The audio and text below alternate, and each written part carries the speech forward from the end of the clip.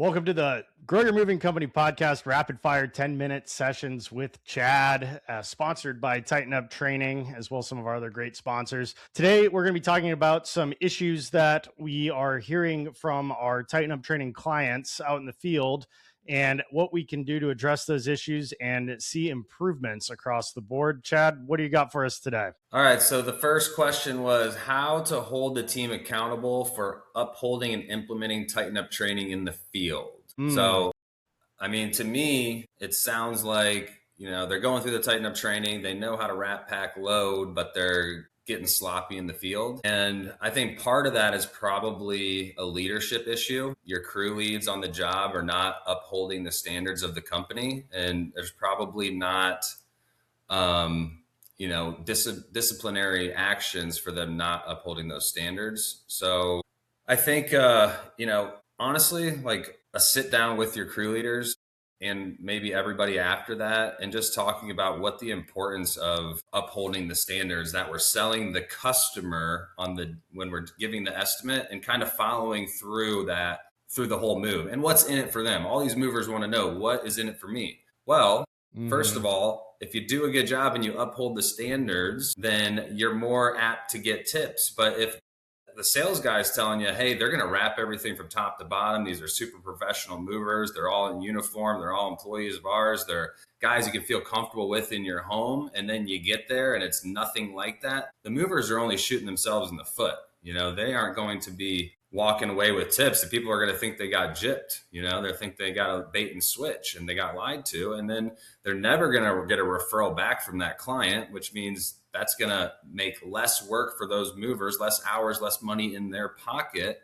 if they're not upholding the standards. And you kind of just got to have an iron fist. Like, this is the way we do things. And if you can't do it that way, we got to let you go. And sometimes you got to have a sacrificial goat of the group where you go out and you go look at the job and you see, hey, you're not doing the job correctly. You bring it, you don't say anything on site, but you bring them back to the office, and in front of that whole crew, you let somebody go. And it's probably going to be the leader because they're not being a leader. Or, I know it's very important. It's hard to find good guys, yada, yada, yada. What we do sometimes, instead of taking the extreme action of firing them, we will give them like a pay decrease for the next 2 or 3 months, put them on probation. And if they screw up again, they're out of here. And we will sit them down, have a one-to-one. We'll put it all in a document, use ChatGPT if you have to, and let them know, here's your probationary period. You sign it, agree to it, and then let them go. Things change like that.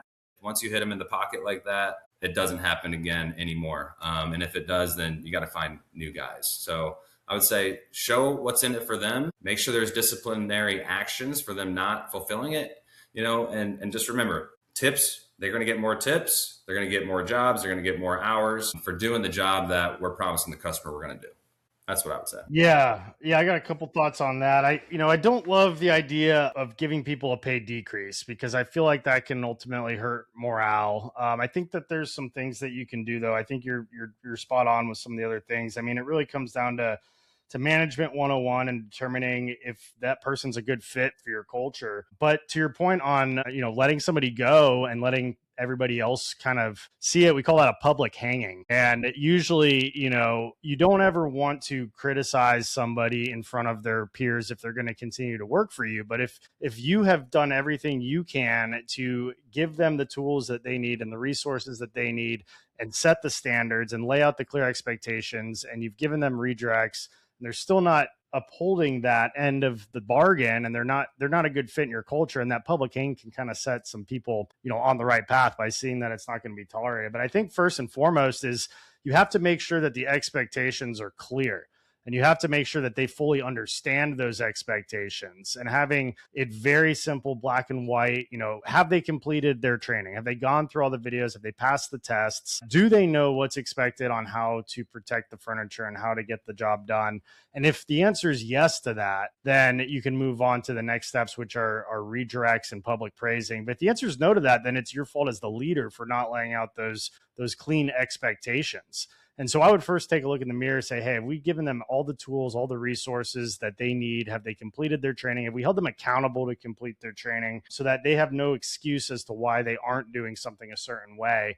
And if the answer is no, fix that first. If the answer is yes, then recognize when you see that behavior going well. Say, hey, just want to give you, here's a $5 scratch off ticket. Here's a gift card for Starbucks or Wawa or whatever.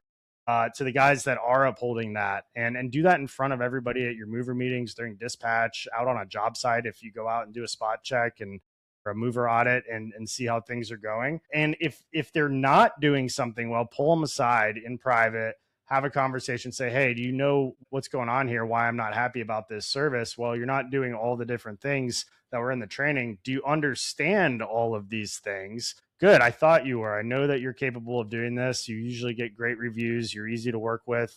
You're the type of person I believe in. I just want to see you make that correction. And if they make the correction, then your problem's solved. If they still don't make the correction and they understand it and they're just willingly not doing it, then I think a disciplinary measure is in effect. We'll do a write-up. We might call them in for a meeting.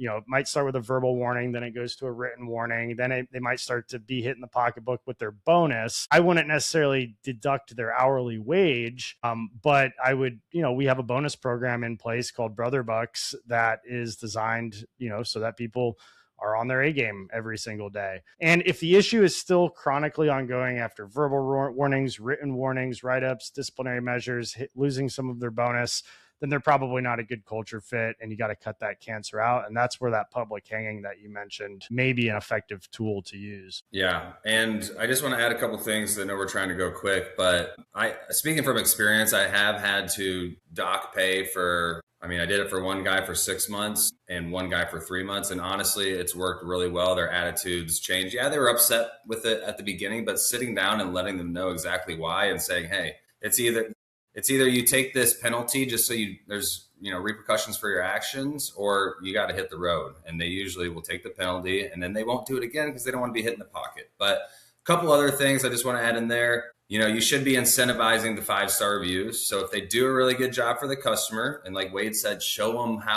what a good job looks like for the customer. Show them. We have our estimator come into some of our mover meetings and show them what the estimate process looks like and what they tell the customer to expect on move day. So you could try that. And then we have a Slack channel to where guys can send, we ask for pictures of their work on the job that we can post on social media. So it kind of has turned into like a bragging channel to where they're shooting a picture of the loaded truck or the wrapped furniture. They do some cool ones of like the room before it's all wrapped and then after it all wrapped. But it gets all the guys like trying to move up, trying to be better, trying to show off their skills. And then a way to make sure if you can't do spot checks all the time, we do a post-move call for every job for our customers to see how did the move go? Did the movers do this, this, and this? We also send a survey out.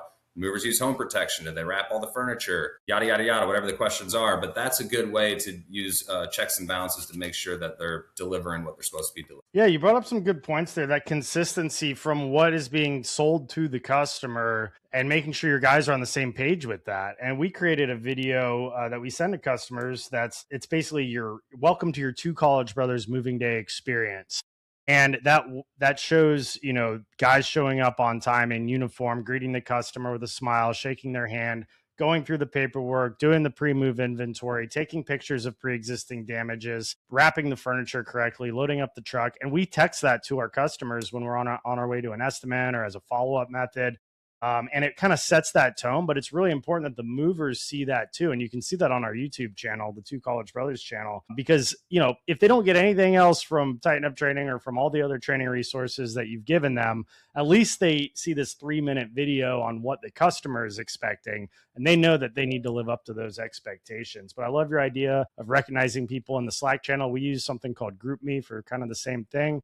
And then we have pictures that are framed all around the office that show what good work looks like so that people see it every day when they come in. Yeah, we have that video as well. We call it What to Expect on Move Day, and we send it to all the customers. We do it before the estimate just so we tell them to watch it before the estimate to get them primed. They're like, wow, this company is really professional, but that's a great idea. Show them that video and make sure they know exactly what the customer is expecting on Move Day.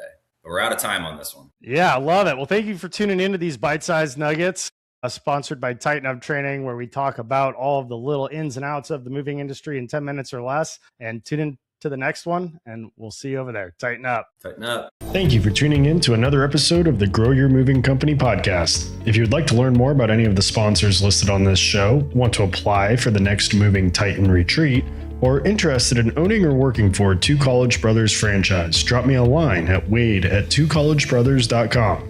Moving out. Have a great day.